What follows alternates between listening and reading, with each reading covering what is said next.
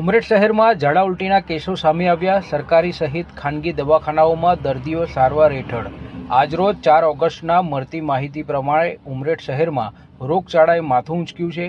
ઉમરેઠના કાજીવાડ, ખાટકીવાડ, મૂળ ભાગોળ વિસ્તારમાં ઝાડા ઉલટીના કેસો સામે આવ્યા છે। ઉમરેઠની સરકારી દવાખાનામાં 10 જેટલા દર્દીઓ સારવાર હેઠળ તો નગરની વિવિધ ખાનગી હોસ્પિટલોમાં દર્દીઓ સારવાર હેઠળ છે। ઉમરેઠમાં રોગચાળો વકર્યો છે, છતાં પાલિકા તંત્ર ઘોર નિંદ્રામાં છે। ઉમરેઠના આરોગ્ય તંત્રએ પાલિકા અને જિલ્લામાં ઉમરેઠની સ્થિતિ અંગેની જાણ કરી છે। ઉમરેઠ નગરમાં રોગચાળાને ગંદકી દૂર કરી દવાનો છંટકાવ જરૂરની નગરજનોએ માંગ કરી છે।